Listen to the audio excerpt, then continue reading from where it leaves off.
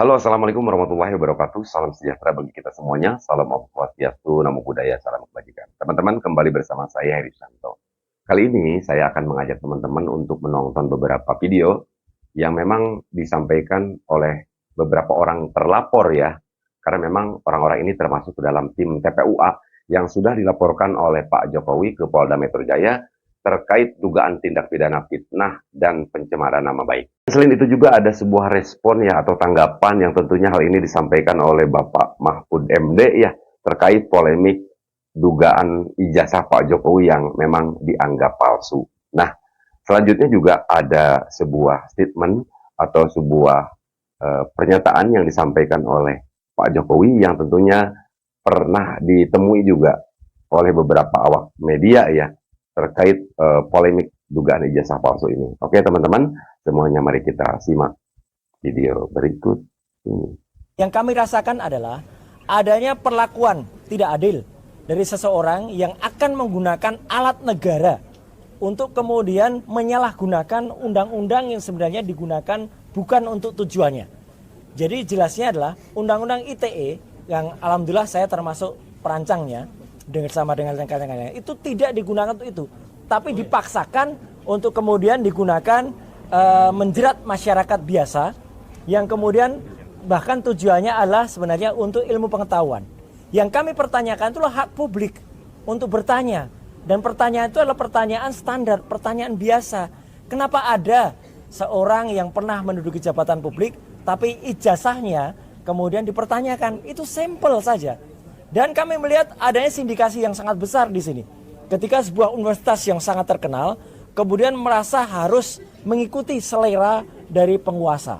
Jadi itu yang kami laporkan kepada Komnas HAM, dan insya Allah Komnas HAM bisa kemudian, tadi yang saya dengar Pak Lulu dan Mbak Grace juga berkomunikasi dengan salah satu komisionernya Pak Ulil, dan moga-moga kami nanti bisa melihat perkembangan dan guna dari Komnas HAM ini, dan bahkan kami tidak hanya berhenti di sini karena kami akan menyampaikan ini ke level yang lebih tinggi lagi.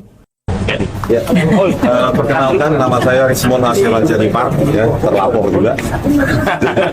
Jadi di sini kita akan tadi menjelaskan kepada pihak dari hak asasi manusia, ya, Komisi Hak Asasi Manusia, bahwa kita sebagai peneliti atau pengkaji kita memiliki hak untuk bersuara, bahwa karena kita sebagai peneliti yang independen kami ya tidak bias. Artinya output dari kajian kami itu tidak ada bertendensi pribadi, bertendensi bias terhadap pencemaran nama baik. Ya, kalau kita ingin sebenarnya, bukan ingin ya, kalau kita sebagai peneliti yang tidak bebas kepentingan, ya, kalau kami punya kepentingan justru ya lebih baik menjilat daripada mengatakan output dari kajian ilmiah yang belum tentu disukai oleh penguasa. Jadi sekali lagi ya, bahwa di dalam ilmu digital forensik itu ada yang dinamakan dengan fake document analysis, ya. Jadi outputnya hanya ada dua, bahwa outputnya itu autentik atau fake. Nah kebetulan ya kajian saya ya terutama dan Pak Roy, walaupun kami tidak saling berkoordinasi karena jarak ya, dan juga pernah berseberangan di kasus Jessica Wongso, jadi memang penelitian kami mengkonfirmasi bahwa lembar pengesahan skripsi Joko Widodo itu adalah sebuah dokumen yang fake berdasarkan kesesuaian penggunaan teknologi, yaitu teknologi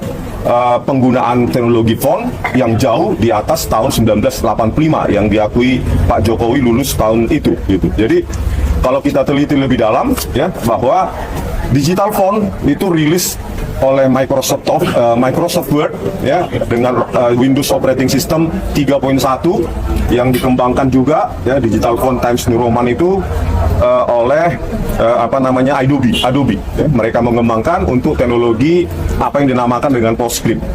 Nah, dengan teknologi PostScript tersebut mengadopsi apa yang dinamakan dengan persamaan polinomial kurva Bezier. Nah, disitulah kita mendapati atau ditemukannya digital font yang sangat cantik dengan lengkungan kurva yang sangat sempurna. Nah, itu yang kita dapati di lembar pengesahan Pak Joko Widodo. Dan yang kita bandingkan juga bukan hanya di Indonesia, tetapi untuk tahun yang sama ya, bahwa lembar pengesahan disertasi di universitas yang cukup sangat terkenal ya, Massachusetts Institute of Technology (MIT) itu masih menggunakan IBM Electric Typewriter. Bagaimana mungkin ya, di MIT saja masih menggunakan IBM Electric Typewriter, tetapi Joko Widodo pada tahun 1985 sudah menggunakan teknologi word processor yang jauh melampaui tahunnya. Kalau kita teliti lebih dalam lagi ya, secara teknologi hardware maupun software ya, itu terkait dengan PPI maupun DPI. PPI itu pixel per inci, DPI itu dots per inci, maka bisa kita telaah lagi bahwa lembar pengesahan Joko Widodo itu menggunakan kerapatan pixel atau dots per inci yang sudah lebih dari 96 dots per inci yang hanya ada di Windows versi XP ya, sekitar tahun 2004-2005 kalau kita lihat kerapatan dari lembar pengesahan skripsi. Jadi ini murni kajian ilmiah dan bisa diperdebatkan, diseminarkan, dikaji ulang, direkonstruksi oleh orang lain. Ini murni kajian ilmiah, tidak ada apa yang dinamakan dengan bias atau kebencian atau tendensi untuk mencemarkan nama baik gitu.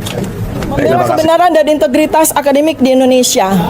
Saya Dr. Tifauzia Tiasuma. Yang saya hormati para pemimpin dunia, rekan-rekan akademisi, media internasional, dan seluruh warga dunia yang mencintai keadilan. Hari ini saya berbicara bukan hanya sebagai warga negara Indonesia, tetapi sebagai bagian dari komunitas global yang menjunjung tinggi kebenaran, kehormatan, dan integritas intelektual.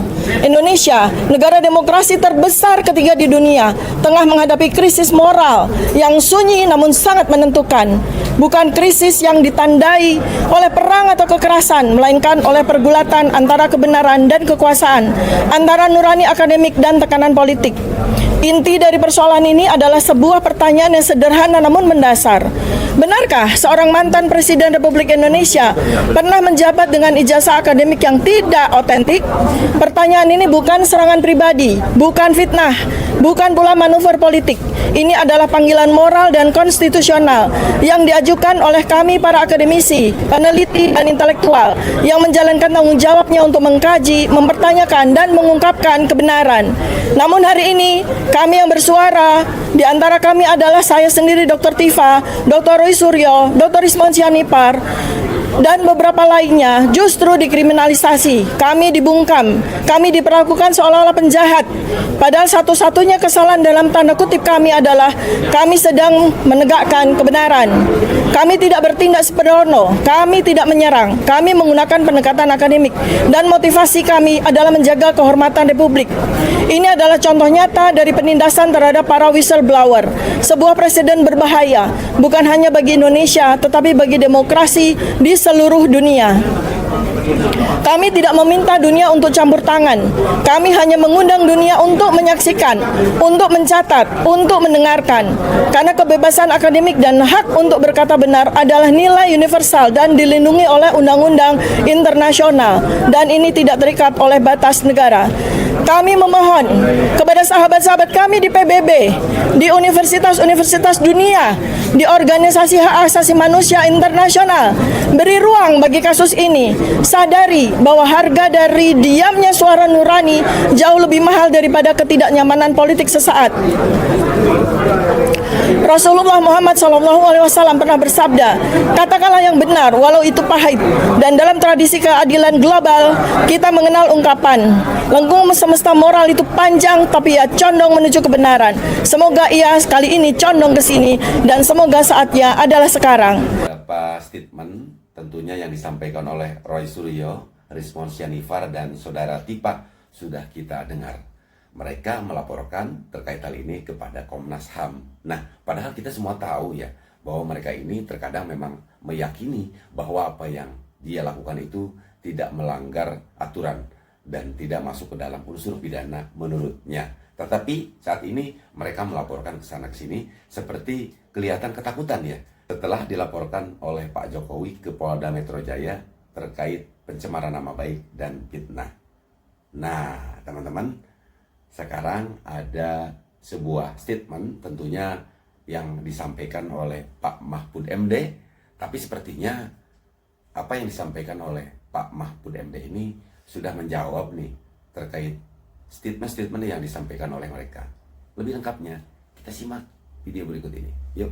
Kalau cuma didatangi orang, saya minta ijazahnya, saya minta skripsinya untuk apa? Kalau saya enggak boleh, saya lihat di TikTok. Seakan-akan apa? Mahfud MD sekarang sudah berubah. Gitu. Sudah mendukung Pak Jokowi. Dia mengatakan bahwa kalau ijazahnya Pak Jokowi palsu, keputusannya tidak batal. Lah iyalah, bukan karena mendukung, memang begitu. Coba, teori apa yang bisa menyatakan itu? Kecuali pidana ya. Kalau pidana personal, bukan pada keputusan ketatanegaraannya. Iya, saya bilang. Yang saya katakan begini, ada yang tanya juga, Pak Mahfud, Anda kok nggak ikut nih? Ikut dalam gerakan menggugat ijazahnya Pak Jokowi. Saya nggak punya kepentingan. Apa? Kepentingan saya nggak ada. Makanya itu ditolak. Ditolak oleh pengadilan tuh bukan karena pengadilannya salah. Gini, mari saya jelaskan. Biar nanti saudara, kalau mencari celah ngatur pelanggaran presiden yang terlanjur terjadi itu, di undang-undang kepresidenan mau diatur bagaimana. Saya dengar paper yang masuk sudah banyak. Coba nanti dipilih butir. Jadi begini, yang gugat ijazahnya Jokowi ini pertama masuk ke gugatan peradilan perdata. Sudahlah, keabsahan ijazah kok digugat ke pengadilan perdata, pengadilan bilang bukan wewenang saya. Jadi benar pengadilan itu bilang, NO, saya tidak dapat nerima ini karena bukan wewenang. Tugas pengadilan itu bukan mencabut ijazah. Terus jawab apa dong? Lagi pula, kalau perdata itu ya seperti teorinya, perdata itu yang menimbulkan hak dan kewajiban. Orang bisa melakukan gugatan perdata kalau ada perjanjian kontraktual, kontrak di antara kedua pihak di mana yang satu tidak memenuhi syarat.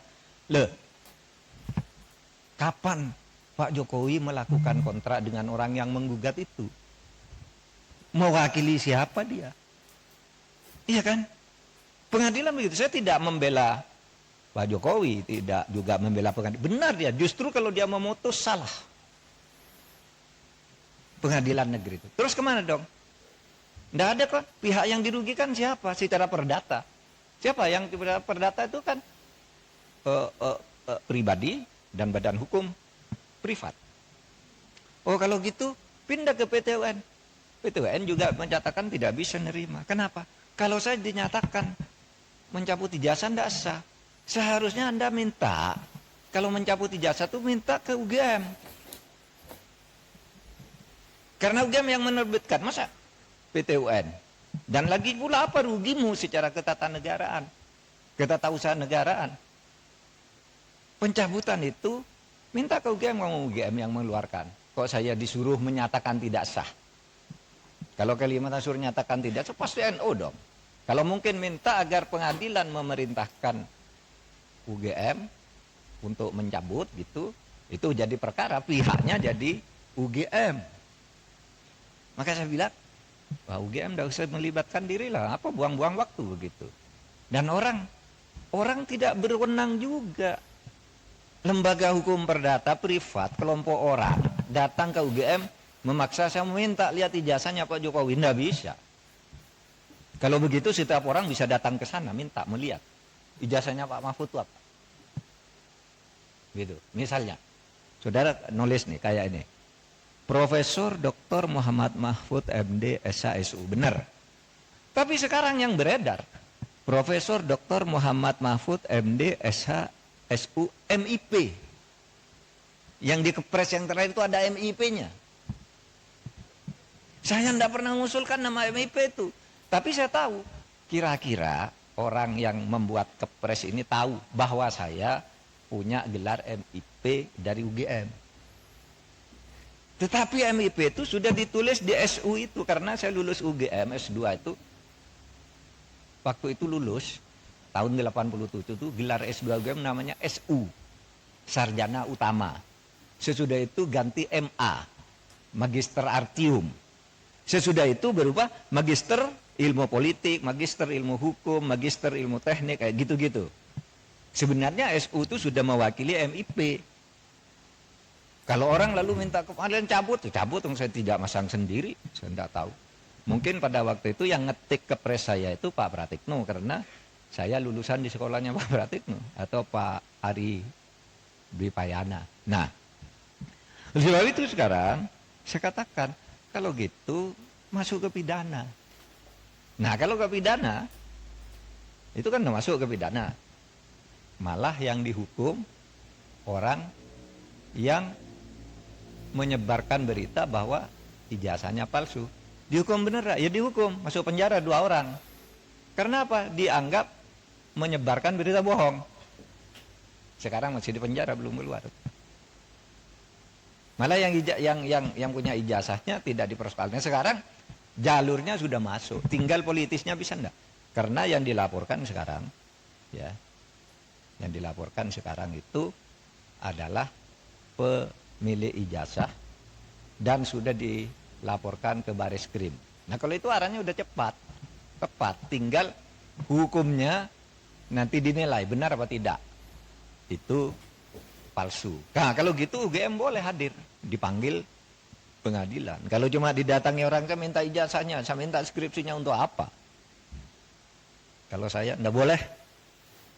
Sudah benar tuh UGM.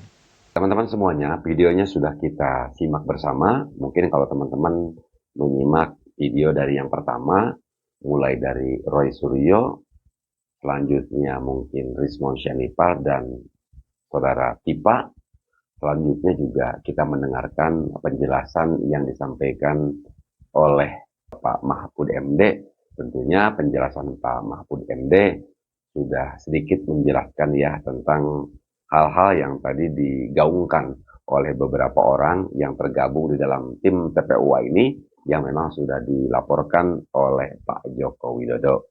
Nah, tetapi pada kesempatan kali ini saya ingin berdiskusi dengan teman-teman semuanya. Sebetulnya apa sih yang menjadi alasan mereka sangat begitu ngototnya ya untuk bagaimana tetap mereka meyakini dengan kajian yang dilakukan oleh dirinya karena memang dirinya merasa ahli, dan juga bagaimana kelihatannya memang mereka ini meyakinkan publik ya kajian yang dilakukan oleh mereka ini adalah benar. Nah, bagaimana nanti menurut pendapat teman-teman terkait hal ini? Karena saya secara pribadi memiliki pemikiran ya bahwa pada dasarnya mereka ini melakukan pergerakan tentunya ada tujuan. Apakah memang tujuannya ini untuk kepentingan masyarakat bangsa dan negara dan mengatasnamakan bahwa ini adalah kepentingan rakyat? Tetapi dalam hal ini saya secara pribadi nih saya tidak terlalu mempermasalahkan terkait hal itu ya teman-teman. Ini kalau saya. Jadi lalu masyarakat yang mana sih? Nah, seperti itu teman-teman. Lalu selanjutnya berbicara terkait keterangan ahli, saya pernah jelaskan bahwa keterangan ahli sekalipun di dalam persidangan, walaupun memang sekali lagi dalam hal ini masuk ke dalam alat bukti yang sah, yang dimana dijelaskan di dalam KUHP 184, tetapi keterangan ahli di sini sekali lagi tidak mesti dipakai, tidak mesti mutlak dipakai oleh majelis hakim. Karena keterangan ahli di sini dihadirkan sesuai dengan keilmuan yang dimilikinya hanya untuk membuat terang suatu perkara. Jadi tetap kesimpulan ada di majelis hakim. Tetapi kok mereka ini, walaupun kita semua ketahui mereka ini kan mengakui dirinya adalah gelar doktor semuanya ya. Jadi kalau toh akhirnya nanti dalam hal ini apa yang dilaporkan oleh Pak Jokowi, pihak kepolisian nanti melakukan penyelidikan dan misalkan meningkatkan prosesnya kepada penyidikan sehingga mereka nanti misalkan menjadi tersangka atas laporan yang dilaporkan oleh Pak Jokowi terhadap mereka semuanya ini, berarti mereka tidak menggunakan logika hukum, norma hukum, dan fakta hukum ya, sesuai dengan apa yang sering digaungkan oleh kuasa hukumnya. Nah, bagaimana hal ini menurut teman-teman? Silahkan berkomentar. Demikian teman-teman. Wassalamualaikum warahmatullahi wabarakatuh.